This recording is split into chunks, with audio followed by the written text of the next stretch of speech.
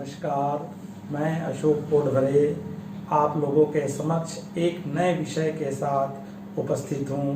आज का मेरा विषय है ऑनलाइन पढ़ाई, कुछ समस्याएं एवं उनका समाधान। वर्तमान में कोविड-19 कोरोना महामारी के कारण पूरी दुनिया में हाहाकार मचा हुआ है, जिनके कारण हमारे देश में भी स्कूल्स, कॉलेज और कोचिंग सेंटर बंद है। आज ऑनलाइन पढ़ाई ही के माध्यम से हम सामाजिक दूरी बनाए रखने में संभव है और इनके कारण जिसके कारण हम विभिन्न प्रकार के वायरस को फैलने से रोक सकते हैं। आज वर्तमान में विभिन्न विद्यालयों के द्वारा, कॉलेज के द्वारा ऑनलाइन पढ़ाई क्लासेस ली जा रही है और साथ में ऑनलाइन परीक्षाएं भी, एग्जाम्स भी लिए जा रहे हैं। ऐसी स्थिति में बच्चों के सामने कुछ समस्याएं उपस्थित हो रही है, तो आज हम उन समस्याओं को से आपको अवगत कराएंगे और उनके समाधान पर चर्चा करेंगे। सर्वप्रथम मैं बताना चाहते हैं ऑनलाइन पढ़ाई है क्या, किस प्रकार से की जाती है। तो ऑनलाइन क्लास के लिए सर्वप्रथम हमें हर विद्यालय अपने कक्षा के बच्चों की एक टीम व्हाट्सएप बनाई जाती है, उनका व्हाट्सएप क्लास बनाया जाता है, जिसमें प्रत्येक बच्चों का व्हाट्सएप नंबर लेकर के व्हाट्सएप ग्रुप तैयार किया जाता है। और उसके पश्चात हमारे यहाँ कई वेब्स चल रहे हैं, जिसमें सिस्को वेब्स है, जूम्स वेब्स है, तो उसमें विद्यालय के द्वारा और शिक्षक के द्वारा उसमें अपना रजिस्ट्रेशन कराया जाता है और ठीक उसी प्रकार विद्यार्थी भी उस वेब्स में अपना रजिस्ट्रेशन कराते हैं। जिस समय विद्यालय के शिक्षक को मीटिंग लेनी होती है, क्लास लेनी होती है, तो वो अपना मीटिंग टाइम, क्लास टाइम और अपने टॉपिक को लेकर के व्हाट्सएप में इसकी सूचना देता है और उसमें अपना वो लिंक दे देता है। और जैसे ही बच्चों को इसकी सूचना मिलती है, बच्चे समय के पूर्व उस लिंक को ओपन करते हैं और अपना विद्यार्थी आईडी कोड जब पुट करते हैं तो वो डायरेक्ट उस शिक्षक के साथ संपर्क में आ जाते हैं और ऑनलाइन क्लासेस होती है। दूसरी स्थिति ये होती है कि कई शिक्षक या विद्यालय प्रत्येक टॉपिक के ऊपर एक वीडियो बना करके YouTube में अपलोड कर देते हैं और इसका लिंक भी बच्चों को देते हैं और बच्चे जब उनके पास मोबाइल्स होता है, फ्री होते हैं, उस समय उस लिंक को पुश कर करके YouTube में उस लेक्चर्स को या उस नोट्स को अध्ययन करते हैं। तीसरी स्थिति होती है व्हाट्सएप के माध्यम से PDF बना करके शिक्षक द्वारा नोट्स बनाया जाता है, नोट्स का PDF बनाया जाता है और PDF बना करके बच्चों को सेंड किया जाता है और जब भी बच्चों को आवश्यकता होती है, बच्चे उस PDF खोल करके उसका अब नोट्स बना सकते हैं या अध्ययन कर सकते हैं। तो बच्चों, ये ऑनलाइन पढ़ाई थी। तो इस ऑनलाइन पढ़ाई में बच्चों को बहुत सारी समस्याएं आ रही है, तो वो समस्याएं क्या क्या हैं और उनका हम समाधान किस प्रकार से निकालेंगे। तो बच्चों, ऑनलाइन पढ़ाई में जो सबसे महत्वपूर्ण हमारे पास समस्या आ रही है अध्ययन करने में, समझने में मुश्किल। बच्चों को यहाँ पे समझने में क्या जा रही है, मुश्किल जा रही है, तकलीफ जा रही है।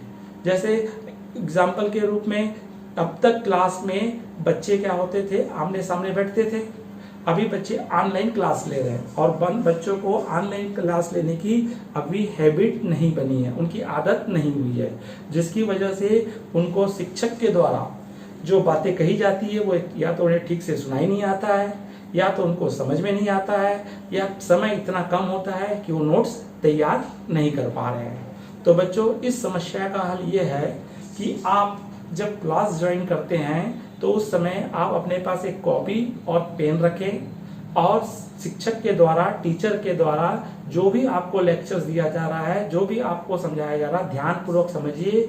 अगर जो भी आपको उसमें कठिनाई आती है तो उस कठिनाई को आप अपने पास नोट कर लीजिए और साथ में ये भी देखिए कि आज हमारे शिक्षक ने हमको किस टॉपिक पे लेक्चर दिया है और आप उसका कंटेंट को जान लीजिए और चैप्टर को जान लीजिए।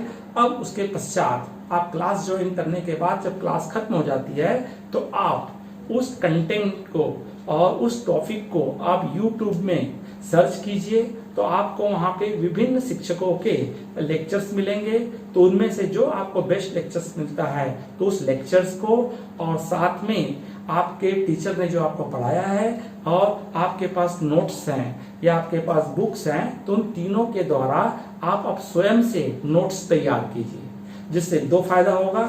एक लाभ ये होगा कि आपका रिवीजन हो जाएगा और साथ में आपको ये होगा कि आपका ज्ञान क्या हो जाएगा, बढ़ जाएगा, दुरुस्त हो जाएगा। तो बच्चों, दूसरी हमारे पास समस्या आती है कनेक्टिविटी की समस्या। ये बहुत ज्यादा महत्वपूर्ण समस्या है, ये प्रत्येक बच्चों के सामने समस्या आ रही है। कई बार ये होता है कि बच्चे लॉग इन करते हैं तो लॉग इन करने में देरी हो जाती है, जिसकी वजह से क्लास आगे बढ़ जाती है। कई बार ये होता है कि उनका जो नेट है बहुत स्लो चलता है, जिसकी वजह से फिर से उनको रिफ्रेशर करना होता है। रिफ्रेशर करने के कारण फिर उनकी पढ़ाई क्या हो जाती है, छूट जाती है या लेट हो जाता है और पूर्ण रूप से वो तैयारी नहीं कर पाते हैं।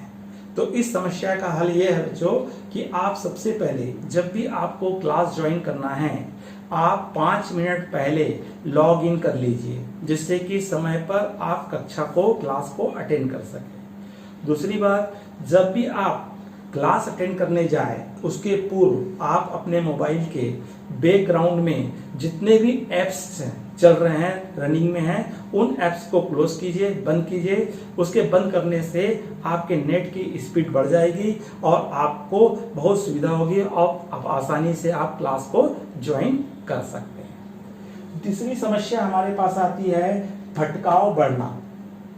अब तक वर्तमान में हर शिक्षक और माता पिता बच्चों को मोबाइल से दूर रखते थे। शिक्षक भी कहते थे कि भाई बच्चे मोबाइल से दूर रहिए, मोबाइल का कम उपयोग कीजिए। अब ऐसी स्थिति आ गई है कि हमें बच्चों को मोबाइल देना पड़ रहा है। कुछ बच्चे ऐसे हैं, पढ़ाई का बहाना करके अपने माता पिता से या अपने भाई बहनों से मोबाइल ले लेते हैं और वो पढ़ना छोड़ करके अन्य एक्टिविटीज करते हैं। वो या तो वीडियो गेम देखते हैं या चैटिंग करते हैं या यूट्यूब देखते हैं या गेम्स खेलते हैं। तो धीरे धीरे उनमें पढ़ाई से क्या बनने लगती है, भटकाव होने लगता है, दूरी बनने लगती है। तो इस समस्या का हल है कि बड़े बच्चे जो हैं वो स्वयं इस ओर विशेष ध्यान दें कि खुद जब क्लास हो तो ध्यानपूर्वक पढ़ाई करें। छोटे बच्चों के लिए माता पिता विशेष रूप से ध्यान दें कि जब भी वो क्लास ज्वाइन कर रहे हैं तो जहां तक हो सके उन बच्चों को अपने पास बैठाइए, अपने सामने बैठाइए।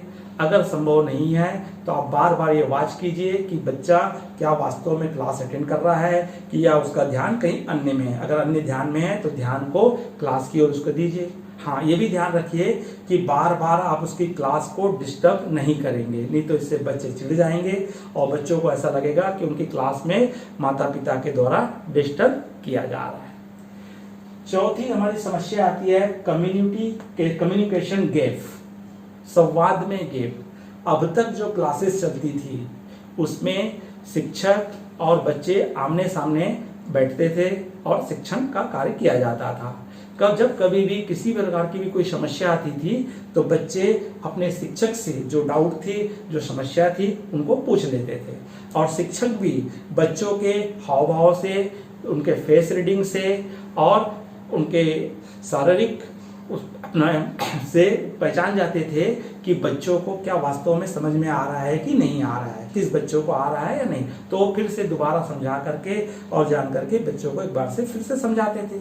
लेकिन अभी वर्तमान में बच्चे और शिक्षक आमने सामने न होने के कारण ये बहुत बड़ी परेशानी, कम्युनिकेशन गैप आ रहा है, जिससे बच्चे जो है शिक्षक से अपनी समस्या को नहीं पूछ पा रहे हैं और शिक्षक को भी ये समझ नहीं आ रहा है कि मैं जो पढ़ा रहा हूँ बच्चों को, वो बच्चों को समझ में आ रहा है कि नहीं आ रहा है। तो इस समाधान का हल यह है कि हम जब भी क्लास हो तो पहले हम ध्यानपूर्वक क्लास अटेंड करें, ध्यानपूर्वक समझे। अगर कोई भी हमको समस्या आती है तो उस समस्या को, उस डाउट को हम नोट कर लें और जैसे ही नेक्स्ट डे जब क्लास स्टार्ट हो तो आप सबसे पहले जो आपको प्रॉब्लम्स आया था, जो समस्या आई थी, वो समस्या को आप अपने शिक्षक से पूछ लें। तो इससे शिक्षक को भी खुशी होती है कि उसे भी लगता है कि मैं जो पढ़ा रहा हूँ बच्चे ध्यानपूर्वक पढ़ रहे हैं और मेरे द्वारा पढ़ाया गया ज्ञान बच्चे ले रहे हैं। तो इस प्रकार बच्चों आपका आत्मविश्वास भी बढ़ेगा और ऑनलाइन पढ़ाई में आपका इंटरेस्ट भी बढ़ने लगेगा। तो ये 4 हमारी जो प्रॉब्लम्स थी, ये अध्ययन में समस्या थी, जिसके हमारे पास कुछ समाधान भी थे। ठीक उसी प्रकार अभी वर्तमान में ऑनलाइन एग्जाम भी लिए जा रहे हैं। तो ऑनलाइन एग्जाम्स हो रही हैं, तो इन ऑनलाइन एग्जाम्स में परीक्षा में भी बच्चों को बहुत सारी परेशानियां आ रही है। उनमें पहली परेशानी है कि ऑनलाइन परीक्षा में बच्चे मनमानी तरीके से नकल कर रहे हैं और वो बुक्स का, पुस्तकों का सहयोग ले रहे हैं, साथ में माता पिता या बड़े भाई बहनों का भी सहयोग ले रहे हैं।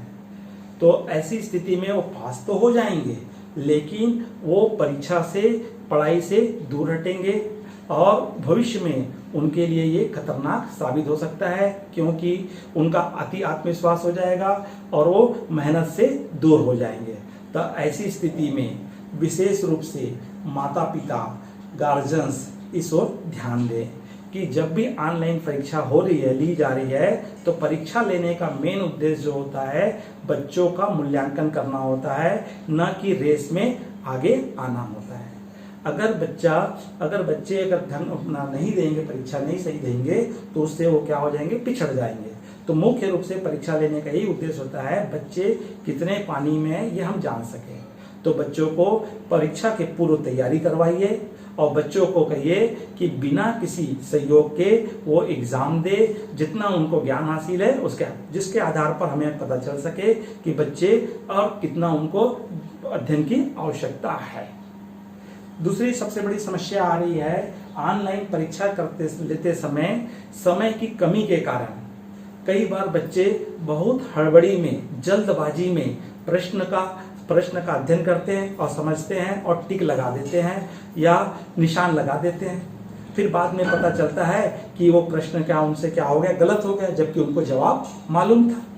तो बच्चे यहाँ पे विशेष ध्यान दें कि जब भी ऑनलाइन एग्जाम्स होती है तो आप प्रश्न को ध्यान पूर्वक पढ़िए, समझिए और सही आंसर पर टिक लगाइए। इसमें जल्दबाजी ना करें, नहीं तो आपको इसका क्या हो सकता है, नुकसान हो सकता है। तीसरी समस्या आती है टाइम मैनेजमेंट की। परीक्षा के में बच्चों कई बार परीक्षा में, ऑनलाइन परीक्षा में कुछ बच्चों को समय ज़्यादा लगता है और कुछ बच्चों को समय कम लगता है। कुछ बच्चे जैसे ही प्रश्न पत्र मिलता है तुरंत हड़बड़ी में, जल्दबाजी में उसको समझते हैं और उत्तर दे देते हैं और हड़बड़ी में उत्तर गलत कर देते हैं और उसके पास कुछ समय बच गया रहता है। कुछ बच्चे ऐसे होते हैं जिनको पढ़ करके समझने में कुछ देरी लगती है, तो वो प्रश्न को देरी से समझते हैं, फिर उसका आंसर देते हैं तो उनके लिए समय कम पड़ जाता है। दोनों के लिए समस्या है। तब इसका समाधान है कि आप परीक्षा देने के पूर्व आप पूर्ण रूप से तैयारी के साथ परीक्षा में बैठिए।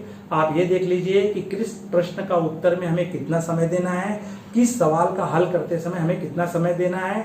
अगर आप पूर्व में तैयारी करके एग्जाम्स देंगे तो आपको ये समस्या नहीं आएगी, चाहे ऑफलाइन हो चाहे आप ऑनलाइन हो, दोनों ही एग्जाम में आपके लिए उपयोगी साबित होगा। तो बच्चों, ये कुछ हमारे पास समस्याएं थी और उनका समाधान था। तो बच्चे, आप ऑनलाइन पढ़ाई कीजिए और ऑनलाइन पढ़ाई से अपने भविष्य को सुनहरा बनाइए। घर में सुरक्षित रहिए, स्वस्थ रहिए और अगर आपको ये वीडियो पसंद आया है तो आप इसे लाइक कीजिए और कोई आपको अपनी राय प्रस्तुत करना चाहते हैं तो कमेंट्स की बॉक्स में जाइए और साथ में इस चैनल को अगर आपने सब्सक्राइब नहीं किए हैं तो सब्सक्राइब करके आप मेरे परिवार में शामिल हो सकते हैं, जिससे अगला भविष्य में जो भी वीडियो आएगा जिसकी सूचना आपको मिल सके। नमस्कार।